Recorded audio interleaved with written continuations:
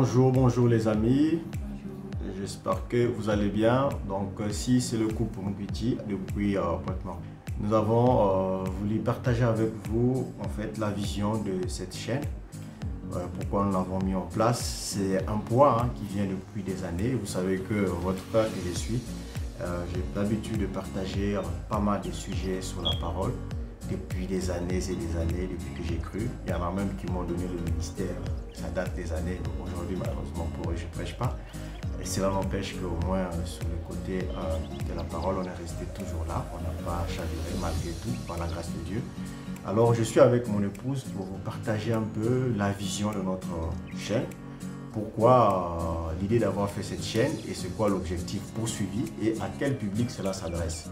Et donc du coup, je vais vous donner d'abord l'objectif. L'objectif de ce groupe, évidemment, c'est de démystifier un peu tout ce que les gens ont dit et ont fait autour du sujet du mariage. Parce qu'aujourd'hui, les couples, que ce soit les chrétiens, il n'y a pas que les païens, même les chrétiens, on commence à constater de temps en temps des divorces, des cécis, parfois pour des raisons tellement banales et mineures. Et on s'est dit, mais pourquoi ça, il y a des années que nous avons cru, on n'a jamais entendu parler de ça, pourquoi aujourd'hui, tant de jeunes couples, même pas 2-3 ans, quelques mois, ils divorcent, voilà, pourquoi ça? Et du coup, nous avons essayé de checker, chercher un peu. On a compris qu'il y a parfois des petits sujets, malentendus, des petits sujets qu'on pouvait facilement résoudre si on était bien suivi, si on avait l'expérience des autres, si on pouvait partager un peu des trucs. Ça pouvait aider à chacun de se dire, ce que je vis aujourd'hui, il y a peut-être un frère aussi dans X pays a vécu la même chose et peut-être que c'est par son expérience, Dieu l'a aidé à s'en sortir. Je peux m'en servir pour essayer d'aller de l'avant avec mon épouse. Donc c'était ça le but en fait de cette chaîne, partager nos expériences, aller vers ceux-là qui ont fait leurs preuves, que ce soit des pasteurs qui sont mariés à longtemps, ceux qui vont accepter bien sûr notre invitation, dans l'anonymat aussi, s'ils ne veulent pas se faire devant la caméra, il n'y a pas de problème, on peut les avoir aussi de façon individuelle, sans mettre leurs images, on met juste le titre, après on fait passer la vidéo, mais au moins leur témoignage peut édifier pas mal de frères et de couples vraiment. Donc ça s'adresse à des couples, voilà pourquoi on appelait ça vie des couples chrétiens et ses réalités. Donc les réalités ici, ce sont les vies de chaque jour, comment est-ce qu'on vit avec sa femme. Je vais d'aller dans son bureau, hein. Je suis venu un peu dans son bureau pour copier un peu ce qu'elle fait. Tu fais quoi chérie? Haricot. Ta nourriture préférée. Voilà, donc l'homme doit toujours assister sa femme. Parfois c'est bon de faire un peu de bisous quand même. Ça lui fait plaisir. Hein? Ne fais pas toujours tout. Parfois il faut prendre la cuillère un peu. Vous aussi en tant que mari, essayez d'aider un peu, ça fait du bien. Allez, ciao. Les réalités à la maison avec les enfants, avec l'entourage, les amis de madame, les amis du monsieur, l'église, la famille, tous ces paramètres-là font partie de la réalité d'une vie. Et aussi le pays, vous êtes dans quel pays? En Occident, en Europe, en Afrique, ce n'est pas les mêmes réalités.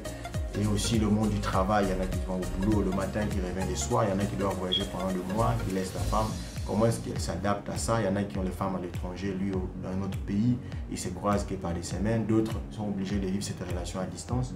Et donc dans tous ces cas-là, nous avons pensé à essayer de partager des expériences, des réalités des couples chrétiens. Et pour cela, je vais lire quelques 2 versets et je dirais laisser à ma femme aussi de donner le but du couple. Parce que si je ne m'adresse pas aux célibataires, c'est vrai que les célibataires peuvent profiter en se disant bien, ah bon, les couples vivent ça, peut-être que ça pourra aussi éviter que je puisse commettre les mêmes erreurs que eux quand je vais me marier, au lieu d'aller dans l'aveuglette là où tu ne sais pas. Parce que nous, à l'époque, on s'est mariés, à l'époque, on ne se rappelle pas quand on a commencé, les amitiés et tout. C'était trop fermé, même le monde de l'internet, il n'y avait pas trop de sujets comme on en a aujourd'hui, où tu as des gens qui ont le courage aujourd'hui de partager leurs trucs, leurs expériences et tout.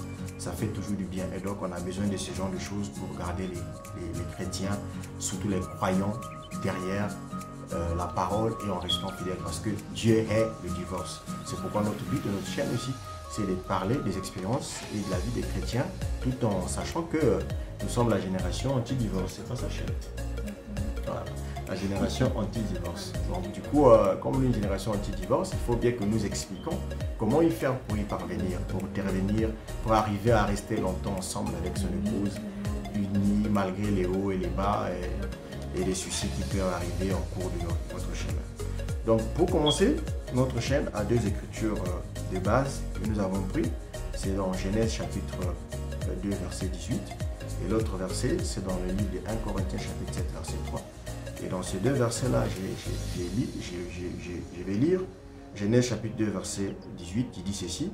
L'Éternel dit, il n'est pas bon que l'homme soit seul, je lui ferai une aide semblable à lui.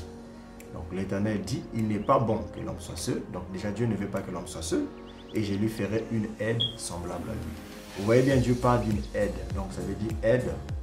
La femme, elle est là pour aider l'homme. Donc l'aide, c'est partie de aide-là que nous avons essayé de trouver que s'il y a problème dans le couple, c'est parce que peut-être que la femme ne joue pas son rôle de l'aide ou c'est peut-être que l'homme ne se rend pas compte que la personne qui est en face d'elle n'est pas son ego, mais c'est son aide. Elle est là pour la accompagner. En d'autres termes, ça devait être l'homme peut-être qui pouvait porter sa grossesse lui-même, avoir ses enfants lui-même, préparer pour lui-même. Dieu a trouvé que bon, je prends les semences qui est chez l'homme, je les mets à la femme, comme ça elle porte une partie de tes semences, donc c'est elle qui devient enceinte. Et du coup, les enfants quand ils viennent, comme ça, les enfants sont pour le couple. Et là, ce n'est plus un seul, mais c'est l'ensemble. Donc le deuxième verset que je vais prendre, c'est le livre de 1 Corinthiens, comme je l'ai dit tantôt, où l'apôtre Paul explique, 1 Corinthiens chapitre 7, verset 3, il explique que le mari rende à la femme ce qu'il lui doit et que la femme agisse de même envers son mari. Cela veut dire qu'entre le mari et la femme, il y a des choses que chacun doit à l'autre. Donc le couple se doit des choses. Moi, je dois à ma femme quelque chose et ma femme doit à moi quelque chose. Et ce n'est que dans ces sens, dans ces contextes transversaux, voilà, des choses qui viennent de moi et qui viennent aussi d'elle. Ça ne doit pas simplement être des attentes de ma part envers elle ou des attentes de la part de ma femme envers son mari. Ça doit être de part et d'autre, ça doit se croiser. Donc les attentes de madame vers le monsieur et les attentes du monsieur envers la femme. Donc le monsieur a des devoirs, la femme aussi a des devoirs. Le monsieur a des responsabilités, la femme aussi a des responsabilités. Et c'est ce que nous allons essayer dans les sujets qui viendront, puisqu'on a pas mal de sujets que nous allons aborder, où nous allons expliquer thème par thème, point par point, le but de chacun, le rôle de chacun. La femme, sa place est où? Le mari, sa place est quoi? Et comment est-ce qu'on va interéchanger entre les deux? Et voilà, pour avoir un couple stable. Donc voilà un peu ces deux écritures. Et un autre verset que je pouvais donner, mais ça on pourra parler plus tard, c'est là où l'apôtre Paul dans le livre des Éphésiens chapitre 5 verset 22 jusqu'en bas, il explique bien les responsabilités de l'homme, la femme, ce que la femme doit faire, comment le mari doit aimer sa femme comme son propre corps, parce que personne ne peut haïr son corps. Moi j'aime mon corps, mais si j'aime mon corps, je ne peux pas lui faire du mal. C'est de même que je dois aimer ma femme comme Christ a aimé l'Église. Il s'est donné pour elle, jusqu'à mourir pour elle. Combien des hommes sont prêts de mourir pour leur femme? Un voleur rentre dans la maison, je vais vous tuer, je dis non, tue-moi, laisse ma femme en vie. Ça, Christ l'a fait pour l'Église et Paul compare cet amour-là envers l'homme et la femme. Il dit, l'homme doit aimer sa femme comme Christ a aimé l'Église. Et c'est cet amour-là que nous devons partager. Et c'est ce que je crois que tous les croyants devaient être fiers aujourd'hui d'avoir épousé leur femme et ils devaient les aimer à ces niveaux-là. Il faut que tu arrives à ces stades-là. Merci. Et chérie, qu'est-ce que tu peux compléter? Ouais, je dirais qu'on ne peut pas parler de couple sans parler de deux personnes. Et un couple, c'est deux esprits d'équipe. La Bible dit clairement dans Proverbe 14, au premier verset, qu'une femme sage bâtit sa maison et la femme est censée la renverser de ses propres mains. Et on ne peut pas parler de bâtir la maison avec les pierres, avec les briques, non. Mais la femme bâtit sa maison avec le caractère, avec l'atmosphère, la paix et la prière. Et cette atmosphère, c'est la femme qui amène à la maison pour que les maris soient en paix, pour que les maris soient bien. Et tout ça là, ça compte énormément. Et ça vient de la femme. Et les deux esprits qui forment un couple, je peux donner exemple, c'est comme un pilote qui ont les mêmes vols, avec les co-pilotes et les pilotes qui sont dans les mêmes vols. Et même s'il y a les difficultés qui peuvent arriver, chacun d'eux, ils ne peuvent plus parler au nom moi. C'est maintenant en termes de nous, parce que c'est les deux qui sont là. Ils doivent jouer les rôles, ils doivent voir comment sauver. C'est comme un couple, les deux doivent travailler ensemble, en équipe. C'est ça. c'est la femme qui doit bâtir cette atmosphère à la maison, qui doit beaucoup prier, qui doit respecter les maris, qui doit écouter, surtout écouter les maris. La femme doit, c'est un devoir, écouter beaucoup les maris et prier beaucoup pour lui parce que les maris sont tellement exposés et c'est la femme qui doit tenir. C'est un peu ça. Merci beaucoup, chérie, pour ta contribution. Évidemment, ce verset, il est très capital parce que beaucoup de gens ils pensent que la femme sage bâtit sa maison, ils pensent que les femmes vont avoir des briques, des maçons. Dans le monde, je ne pense pas qu'on ait un grand nombre de femmes maçons aujourd'hui, hein, je ne pense pas. Même si, même dans notre pays, si on vérifie, on n'aura même pas 2% de la population ou 1% ou 0,1% de la population qui a des femmes maçons. Donc le métier de maçon, si la Bible le dit dans le sens là, c'est pas dans le but de construire des maisons avec des briques cuites ou avec du ciment, du sable. Donc, ce sont des murs, des caractères spirituels qui doivent amener à la maison. Vous voyez, des caractères physiques parce que la femme doit aider son mari aussi à grandir. D'où l'intérêt d'avoir une femme mature. Une femme ne rentre pas dans le foyer étant un bébé parce que ça sera grave dans le couple. Vous n'allez pas vous en sortir. Il faut une femme mûre, une femme mature et une femme qui a du caractère, surtout celle qui a une vision sur la vie. Si tu épouses une femme qui n'a pas de vision pour sa vie, elle vient dans le mariage, elle sait pas ce qu'elle veut. Mais parfois, toi, tu veux former un foyer pour avoir des enfants. Elle voulait souvent parfois se marier pour montrer qu'elle est mariée, mais elle n'a pas la vision sur avoir les enfants ou la vision de former un foyer pour faire des affaires ensemble avec son mari, faire des projets. Ou dès qu'il y a un petit vent qui sort, elle est ballottée par des vents, elle veut tout de suite copier. Donc une femme qui dit qu'il n'y a pas de copier-coller. Donc dès qu'il voit une personne en fait ça, ah je veux qu'on puisse avoir ça. Dès qu'un truc acheter tel truc, oh il faut que j'achète ça. Dès qu'elle est partie dans tel pays, moi il faut que je fasse ça, tu vois. Et ça c'est une femme qui manque d'ambition, qui manque de vision. Elle doit avoir une vision parfaite, qui s'améliore avec le temps, qu'on peut corriger. La vision ne veut pas rester statique, bien sûr elle est évolutive. La vision elle est évolutive, bien sûr, mais elle doit avoir un caractère. Ça veut dire que ce n'est pas une personne qui est facilement ballottable. Quand l'homme trouvera une femme qui a un caractère posé, qui est stable, il peut avoir le cœur tranquille parce qu'il sait que derrière chez moi, là, j'ai une femme posée qui est capable de se tenir devant le vent quand il y aura des tempêtes. Parce que dans le couple, il n'y a pas que des bons moments. Il y a des moments de tempête, il y a des moments de disette, il y a des moments de trouble, il y a des moments de paix, il y a des moments de joie, il y a des moments de larmes. Et ça fait partie de la vie d'un couple. Et ça, c'est ce que les gens doivent savoir. Malheureusement, beaucoup de jeunes arrivent dans le mariage sans expérience, sans conseil, sans qu'on leur parle de toutes ces choses. Et ils sont surpris dans le mariage des dégâts qui arrivent. Après, parfois, ils divorcent pour des raisons banales qu'ils pouvaient facilement éviter s'ils étaient bien suivis, s'ils étaient vraiment bien entretenus au début, s'ils avaient des gens, des témoins qui parlent aussi avec eux, qui expliquent aussi un peu les difficultés qui vont en venir devant les enfants, la famille et tout le reste. Bon, voilà un peu. Donc le but de notre groupe, de notre forum, de notre chaîne est de partager toutes ces expériences-là. Nous irons à la recherche des hommes de Dieu, des frères, des païens, des gens qui ont l'expérience, qui ont cru, qui ont vécu 10 ans, 15 ans, 30 ans dans le mariage. Je dis toujours que tu n'as pas besoin de faire 30 ans dans le mariage pour donner ton témoignage. Non, on n'a pas besoin de ça. Il y en a qui ont fait 30 ans, qui ont divorcé. Je ne vais pas citer de nom, on connaît un milliardaire dans le monde qui vient de divorcer avec sa femme alors qu'ils ont fait plus de 35 ans, je crois. Je ne cite pas son nom, comme dans une chaîne publique, ça ne sera pas bon. Il y a aussi pas mal de gens qui ont divorcé après 20 ans, que nous connaissons. Il y en a qui ont divorcé après 5 ans, il y en a qui ont divorcé après 1 an, il y en a qui ont divorcé après quelques semaines. Et il y en a aussi, tout comme un enfant peut naître aujourd'hui et meurt le même jour. Un enfant peut grandir, 8 ans il meurt, 5 ans il meurt, 15 ans, 16 ans, 17 ans.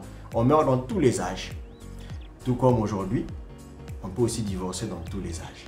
Bien que les statistiques de la mairie disent que, bon pas la mairie forcément, mais la mairie où les experts disent que le couple normalement après 5 ans, ça semble aller dans une phase un peu calme, 10 ans, on est stable.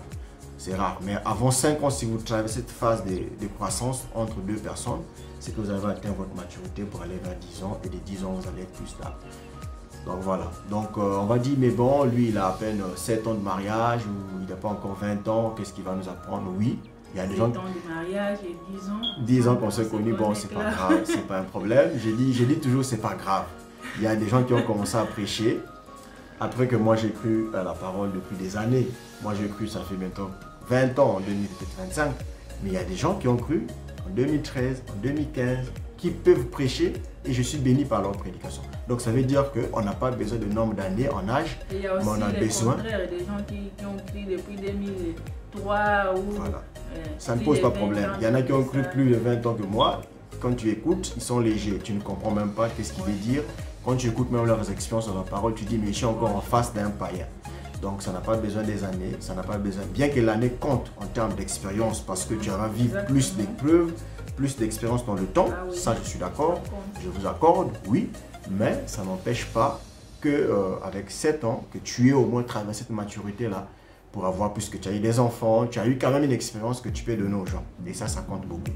Et l'autre point, ça serait donc d'être toujours à l'écoute des sujets que vous allez proposer. Si vous avez des thèmes que vous voulez que nous puissions aborder, nous serons toujours à l'écoute et nous répondrons toujours en phase de commentaires tous vos messages. Si vous voulez un sujet, nous allons en parler, nous reviendrons sur ce sujet-là avec les écritures, avec des textes, avec des épreuves et des preuves bibliques, pourquoi pas même de tous les écrivains dans l'histoire. Moi, je crois qu'il y a des gens qui ont écrit la parole dans l'histoire, par leur vie. La Bible ne s'est pas fermée après l'acte des apôtres. Elle a continué à marcher durant tous les âges jusqu'à aujourd'hui. Et nous avons pas mal d'expériences des croyants que nous pouvons lire, que nous pouvons chercher. Ceux qui croient le plein évangile, ils peuvent aussi nous édifier dans tout ce qu'ils disent. Voilà. C'est un peu ça l'objectif et la vision de cette chaîne. Et nous devons croire que cela sera utile pour les gens. Donc, pour conclure, je dirais que ceci n'est pas une église. Ça ne parle pas au nom d'une église ni au nom d'un pasteur.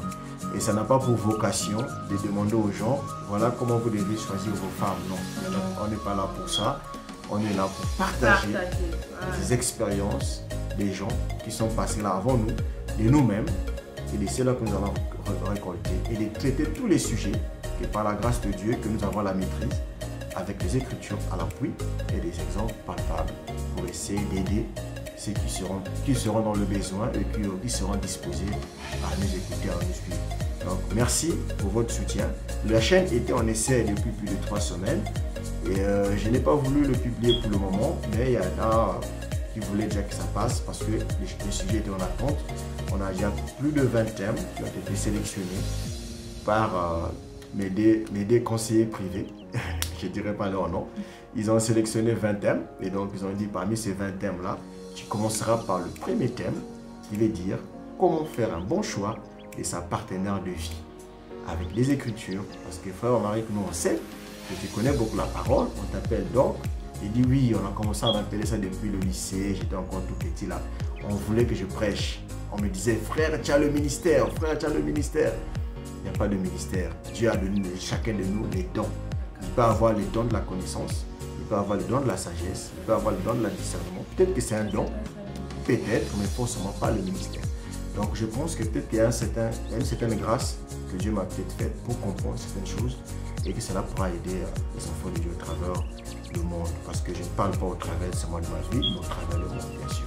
Et donc pour ce prochain rendez-vous, dans le premier thème, qui va être très émouvant, sur le choix de sa partenaire de vie. Et ça, je vous promets, ça sera du lourd. Vraiment que Dieu vous bénisse et nous vous aimons. Ouais. Notre histoire, à nous, on en parlera au fur et à mesure que nous allons évoluer notre thème. Les gens auront l'occasion de comprendre, bon, vous êtes connu comment, depuis quelle année, vous avez fait quoi, vous avez combien d'enfants, voilà. La vie privée restera un peu privée, c'est vrai. Exactement. On n'entrera pas dans les détails. Bon, j'ai 10 enfants. Ma femme, je l'ai acheté tel habit, ma femme, je lui ai donné telle nourriture, ma femme me prépare ceci. Oui, on peut faire des blagues, de préparer des repas, elle peut faire la cuisine, je suis à côté d'elle, on peut faire des petits sittings comme ça où elle fait la cuisine, je l'assiste, je la campagne. Ça fait partie du réel, la partie réalité de vie de couple. Pas partie enseignement. Non, partie réalité, ça veut dire qu'on a la cuisine, qu'on est à la maison, quand on sort, on est à un resto, qu'est-ce qu'on mange, qu'est-ce qu'on fait, des petits trucs comme ça peut toujours être utile parce qu'on ne va pas rester cantonné comme dans un carton qu'on a fermé dans les 4 coins, que tu ne peux que faire ça, ça et ça et ça, après tu reviens, c'est fini. Non, Dieu nous a créés dans un monde qu'il a fait avec toutes les lois, les règles et les principes. Il suffit seulement de s'adapter à chaque chose et vous trouverez. Et pour finir, je dirais que la vie est comme un puzzle. Le puzzle que les enfants jouent là, où on a pris un schéma d'un petit peut-être éléphant, on a éparpillé en plusieurs morceaux et on a jeté au sol, éparpillé. À toi de prendre l'intelligence et de retrouver la tête, les yeux, la bouche, les pieds, les orteils, tout le reste. Et c'est ainsi dans le mariage. Le mariage, c'est comme un puzzle. Il y a beaucoup d'énigmes, il y a beaucoup de cas. Le cas de frère Omaric et sa femme, c'est Rachel, c'est un cas particulier.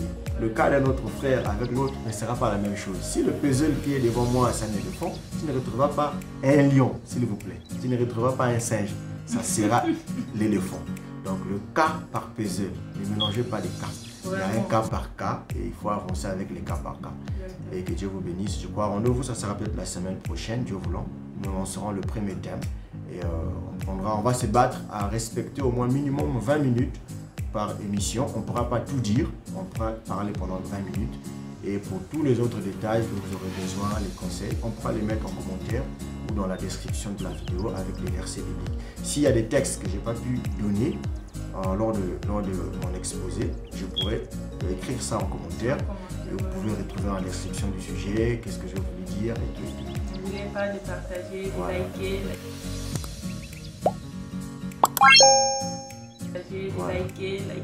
Voilà, il faut liker, il faut partager. Ça permet aux algorithmes de YouTube de nous rendre plus visibles et pour permettre à d'autres personnes qui nous suivent. Parce que sur Facebook, je suis suivi par plus de 5000 personnes. Et j'ai fait tout pour enlever pas mal de gens. J'ai remis d'autres personnes. J'étais au maximum 5000. On m'a encore demandé d'ajouter encore d'autres personnes, donc je ne fais que remplacer. Donc pour étendre un peu mon champ d'action, j'essaie de rester dans cet univers là où il n'y a pas de limites. On peut être des milliers à suivre et à partager, à commenter. Et n'oubliez pas, ça ne s'adresse pas à une église, ça ne concerne pas un pasteur, ça ne concerne pas une église locale, ça concerne une expérience et c'est pour un couple. Un couple qui s'adresse à d'autres couples. Voilà, donc ce sont des gens qui sont déjà unis, qui sont déjà mariés, qui ont été déjà suivis par leur pasteur, qui sont arrivés déjà au niveau du mariage et ils sont en couple ensemble. Maintenant, nous parlons des réalités de ce que nous vivons dans le couple. Là, il n'y a plus besoin de pasteurs, il n'y a plus besoin des églises. Là, c'est entre nous les couples. On discute entre les couples. Par contre, les célibataires qui veulent voir, ils peuvent voir pour avoir une idée, mais nous ne leur conseillerons pas comment choisir leur femme, qui ils vont prendre, qui accepter, qui refuser. Non, ça, on ne va pas le faire. Mais on peut donner des thèmes, comment détecter la personne idéale pour ta vie. C'est le prochain numéro. Je vous remercie. Merci de liker, de commenter, de partager. Que Dieu vous bénisse. À très bientôt. Ciao.